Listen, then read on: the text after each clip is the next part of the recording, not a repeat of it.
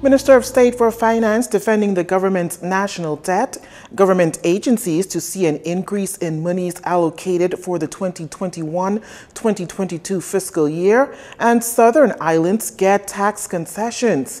Good evening, everyone. I'm Lissy Bastian. It's Thursday, May 27th. Thanks for staying with us.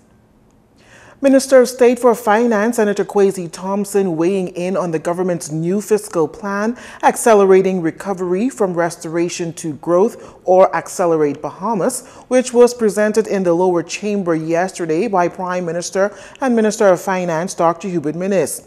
Dr. Minnis in tabling two resolutions revealing that the government intends to borrow $871.6 million in the 2021-2022 fiscal year, as well as an additional $115.2 million for the mitigation and treatment of COVID-19. These borrowings will exceed $1.3 billion. Well, Senator Thompson today addressing the issue of the Bahamas' debt level, which has elevated borrowing by some $2 billion, and says that this current administration does not gloss over this fact. The $1.3 billion projected deficit in this current fiscal year and the $951 million deficit projected for the 2021-2022 fiscal year, it really reflects the extreme economic crisis caused by Dorian and the pandemic, and our response to these crises.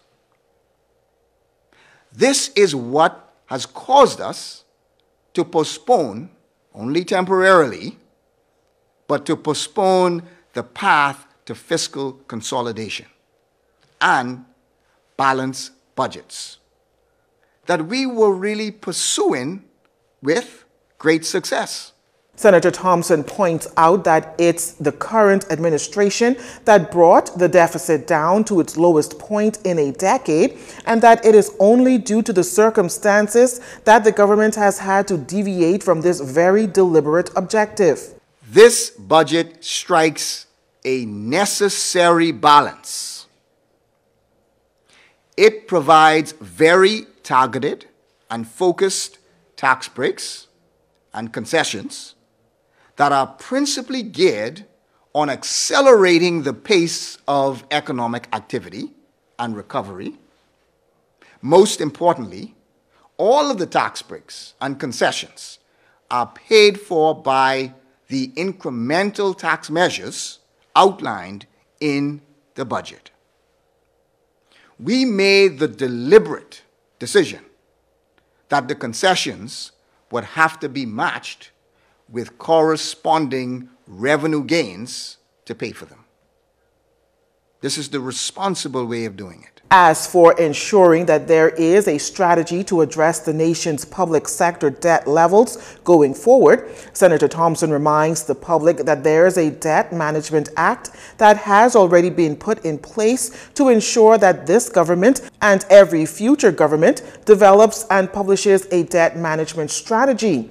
Additionally, for the entire month of June, the Ministry of Finance will engage in public education activities around the budget plan to help the public understand how it can and will benefit them. The lengthy outline of the 2021-2022 budget communication by Prime Minister and Minister of Finance saw most government agencies or ministries getting a boost in budget allocations for the upcoming fiscal year.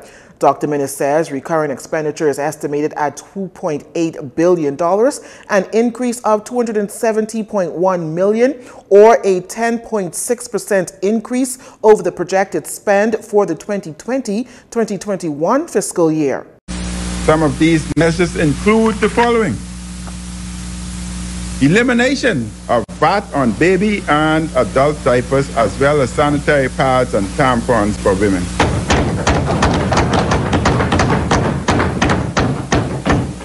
Elimination of duty on disinfectants in support of efforts to maintain hygiene and sanitation. Elimination of duty by application for construction and repairs to churches and other buildings used for religious gatherings. The Department of Social Services will see its budget increase to $81.4 million, the Ministry of National Security to $12 million, the Department of Social Services to $81.4 million, and the Ministry of Tourism and Aviation will see its budget increase by $34.5 million to $140.5 million. As for revenue, the PM contends that while the government would have hoped that the impact of the coronavirus would have dissipated at a faster rate, it's faced with the reality of a more protracted pace for global recovery and particularly recovery of the global tourism industry. To encourage the growth and development of this promising niche sector, microbreweries have been defined in the law and will benefit from a reduction in the excise tax rate from $5 per gallon to $2 per gallon. They will also be able to sell their products outside of their premises. Products from microbreweries are high-value collector's items and will promote job creation and export revenue. The PM says extraordinary times calls for an extraordinary response. Unprecedented economic calamities must be met with unprecedented fiscal and policy initiatives. I am also pleased to advise that for the communities of Abaco and Grand Bahama, we are, for a period of 2 years, eliminating the VAT on conveyance for properties under $250,000 for Bahamians.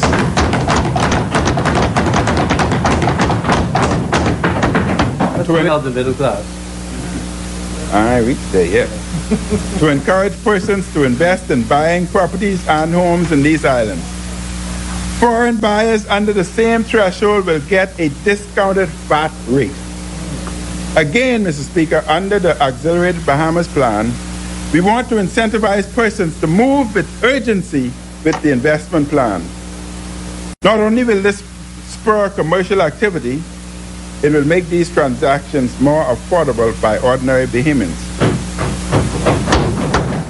And with government agencies to receive more funds this upcoming fiscal year, National Security Minister Marvin Dames, while speaking with the media during a sideline interview this morning, says law enforcement agencies could see promotions this year. The Ministry of National Security's budget is anticipated to increase to $12 million. Of course, promotions, we continue to talk about promotions, where promotions are set. The promotions have already been set. As I said before, you know, those promotions, certainly with the Bahamas Department of Corrections, and we have been working as a government to see how we can create a separate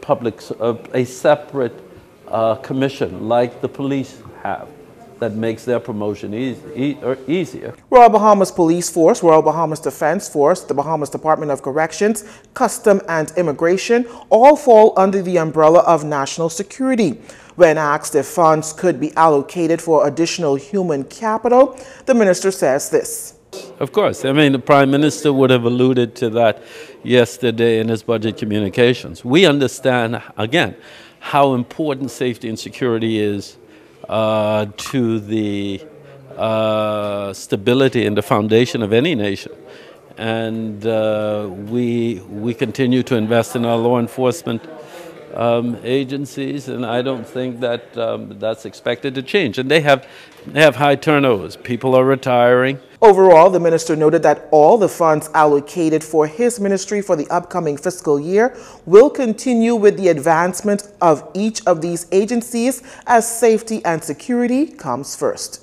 The Accelerate Bahamas Plan also calls for the establishment of a special economic recovery zone targeted at the country's southern islands, with one notable exception, according to the Prime Minister. This, he says, is to spur immediate economic activity in these islands and to encourage persons to invest in homes and businesses in these islands. Through the provisions of the amended Family Island Development Encouragement Act, residents and businesses on these islands or investing in these islands will qualify for both duty and VAT concessions on the full range of materials they will need to build or renovate a house or to start or expand a business. The qualifying islands, Mr. Speaker, includes Ragged Island, San Salvador. San Salvador. Rum Key. Cat Island. Long Island. Meguana. Inagua. Crooked Island. Long Key. And most importantly,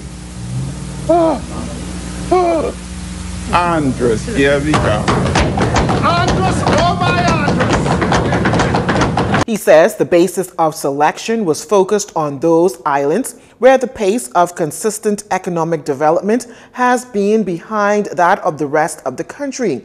Dr. Minnis says the designation as a special economic zone also provides concessions on business license payable and on real property tax for qualifying individuals. You're watching JCN News. When we return, Marco's alert is up and running, and the late Sir Charles Carter to Lion State. Stay with us.